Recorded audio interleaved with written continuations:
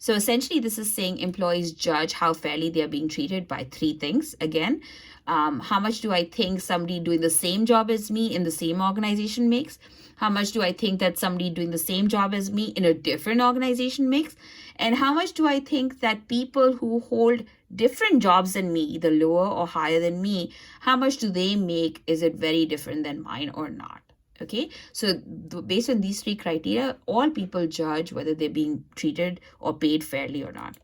Okay, so equity, which is I feel like I'm being paid fairly, happens when how much I put in my inputs is balanced with how much I get out of the organization. So my outcomes divided by my inputs are the same as what other people put in versus how much they get out. So in other words, if I'm an associate professor of management and I'm doing teaching 3 classes and I'm advising 20 students and I'm doing X amount of research, all of that, and somebody is doing the exact same and we're both getting this paid the same, then it seems fair to me, right? Alternatively, maybe I'm comparing myself to the dean who's making more than me, but is also doing a ton more than I am, right? So I feel, again, the ratio of how much I'm getting paid versus how much I'm putting in is the same ratio as how much they are getting paid, which is more, but how much they're putting in, which is a lot more also, right? So that's why my pay and their pay seems fair to me. Excuse me. Inequity is when pay seems unfair. And this happens when I feel like maybe I'm putting in a lot more than I'm actually getting paid. So the ratio of what I'm putting in versus what I'm getting out seems light as compared to the ratio that you're putting in versus you're getting out. In other words, maybe it feels to me like another person's actually not doing that much, but they're getting a lot. So that feels like, hey, that's unfair because what I'm doing versus what I'm getting out is much less in comparison, right? Or rather, I may be doing a lot, but I'm getting a lot less out of it. Right? So hopefully that makes sense to you guys. Feel free to email me if that doesn't. Happy to set up a video call or something to try and explain that better. Okay, so equity opinions reflect in how people behave at work. So what this means is if I feel like I'm getting paid fairly at work and getting treated fairly at work, then I will behave in a certain way. And if I feel like I'm not getting treated fairly at work, I might behave in a much more deviant way, a much more different way, right? A worse way. So if employees conclude that they are being under-rewarded, they are likely to make up the difference in one of three ways. So if they feel like, hey, I'm not getting paid enough, I'm being under-rewarded for my work, then they might put in less effort, including their inputs. They might say, hey, why am I doing so much work if I'm not getting as much out of it? And they might just choose to not do that work. Or they might find a way to increase their outcomes, for example, by stealing. They might say, okay, organization is not paying me legitimately, so I'm going to sort of take the money however I can.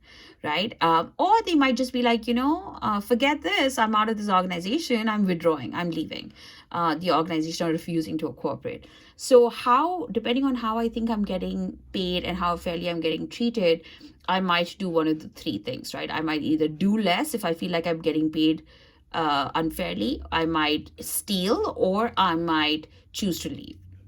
Okay, employees' beliefs about fairness also influence a person's willingness to accept transfers and promotions, as you can imagine. So, for example, if I'm doing a lot of work but not getting a lot of pay, and somebody's saying, hey, I want you to now transfer to this other area which needs you to work even harder, I might say, hey, I'm sorry, I'm not going to do that because I'm already not getting paid enough.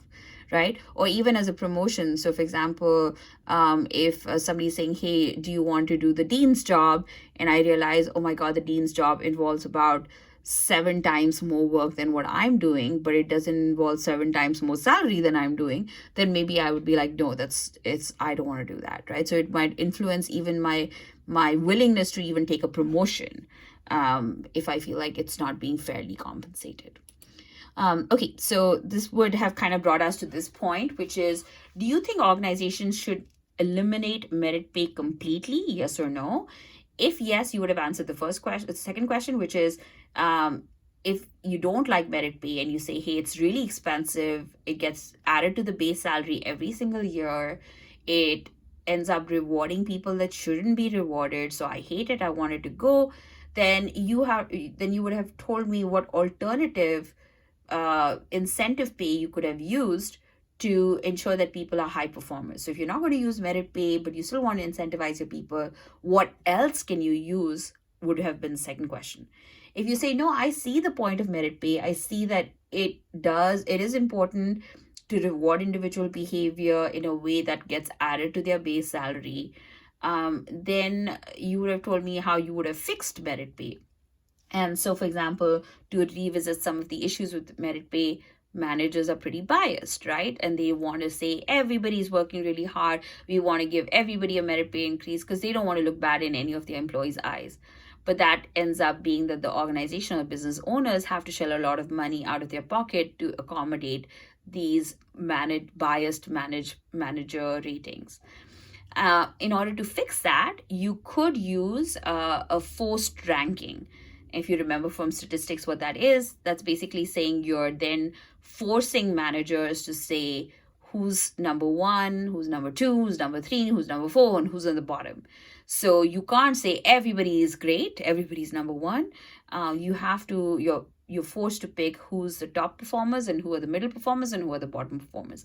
If you don't want to do one through whatever rankings, you can also just do three groups, right? Top performer, middle performer, bottom performer. But if you force managers to rate all of their employees in those three groups, then this is what we call forced ranking.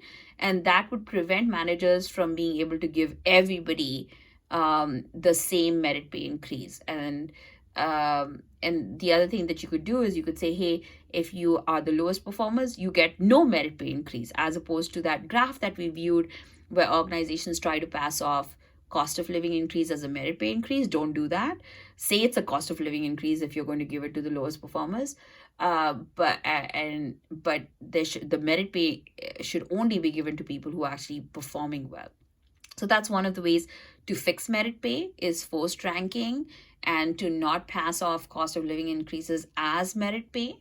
And another one is to try and understand that correlation, like I said, is not the same thing as causation. So make sure that, if you're trying to implement merit pay based on what you've seen your competitors do, that merit pay is actually associated with genuinely high performance from your employees. So, for example, going back to a sales car example, you don't want to give somebody merit pay increases for selling cars because the economy is good, right? So, because the economy would have contributed to them just selling a lot of cars, that doesn't mean that they're a great salesperson.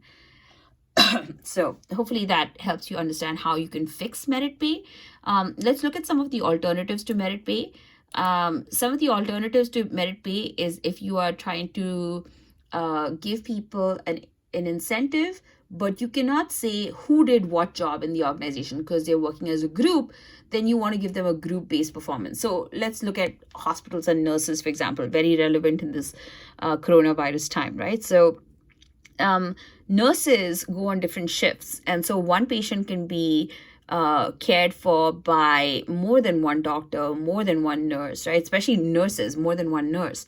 And so it's kind of impossible to say if this patient was well taken care of by just one, by like an individual nurse. It's more like a group effort, right? And so where it's impossible in a certain job to say who did what and therefore who should get what pay increase, it's really a group effort that's making the performance bad or good, then you don't want to reward at an individual level because that's going to make people feel very unfairly treated. You want to reward people at a group level.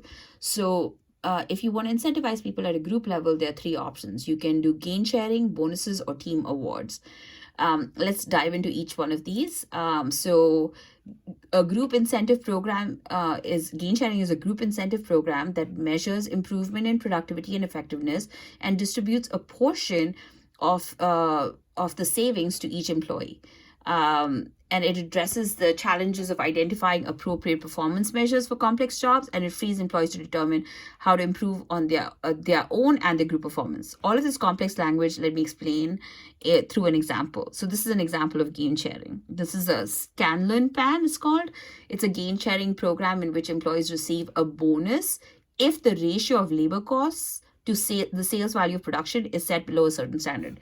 So if you say, hey, this is my target ratio in order to allow gain sharing to happen, which is a group-based incentive to happen in my organization, we as a group or you as a group need to hit this target ratio. Your labor cost should be only 20% of your sales value production. So for example, if whatever you sold or you made as an organization, your labor cost should only be 20% of that. So if let's say the sales value of production was $1,200,000, then your goal for your labor cost should be 20% of that, or $240,000. So this is the goal. In other words, you're saying as an organization, we've created a ratio that we're saying the labor cost should not increase 20% of whatever we make as an organization. So this is our budget for labor. And in order for gain sharing to happen, then you just tell that group and say, hey, employees, group, this is your budget. We only have $240,000 to spend on you, right? If you guys want to make more money and take more money home, then you can figure out ways to save the organization money. So you can, for example, if you're nurses, you can schedule in such a way that you need to use less labor or less time, or people work a little harder. And so it ended up costing the organization, if that happens, then that might end up costing the organization only $210,000. So the organization's budget was $240,000, they only actually spent $210,000, so that gives them a $30,000 savings, and that $30,000 is then turned around and given to the group who helped them save that money. So a group of nurses, if you said, hey, at most we can spend this much on this month on nurses' salaries or whatever, and so you could either use like 5 nurses or you can use 3 nurses. You guys decide. And so let's say if they say, hey, we'll only figure it out with 3 nurses, they have then cut down labor costs, and whatever they've saved, that money then gets distributed across those 3 nurses as gain sharing or group incentive. So hopefully that helps you understand this earlier slide. Let's go back to it. Again, gain sharing is a group incentive program that measures improvement in productivity and effectiveness and distributes a portion to each employee. The good thing about gain sharing is it frees the organization from trying to figure out, hey, who's doing what bit, and therefore individually incentivizing them, right?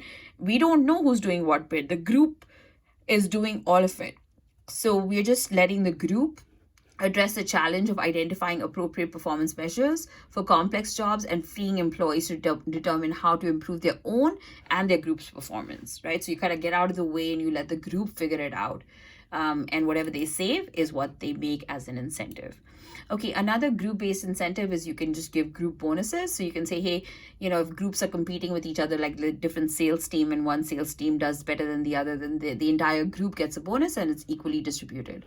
So bonuses for group performance tends to be for smaller work groups. These bonuses reward members of a group for attaining a specific goal, usually measured in terms of a physical output. Okay, another way that you can reward employees is by profit sharing, stock options, and employee stock ownership plans. These latter two are called stock ownership. And with regards to profit sharing, it's essentially the idea that basically if you make a profit as a company, you take part of that profit and you give everybody a share of it. So it's an incentive pay in which payments are a percentage of the organization's profits and do not become a part of employees' base salary. The advantage is profit sharing might encourage employees to actually think like owners. For example, if they're saying, hey, if this organization makes more profit, then we get more incentive. All of us get more incentive. So we all kind of work as like one family, or like it's our organization, and we're just as invested in whether this organization makes a profit or not. However, evidence is not very clear whether profit sharing actually helps organizations perform better or not. So we're not quite sure if it works or not. The other way is stock ownership, is that you can basically, actually, I'm going to pause over here because I'm running out of time in this video. Let me pick it up in the last video for this issue.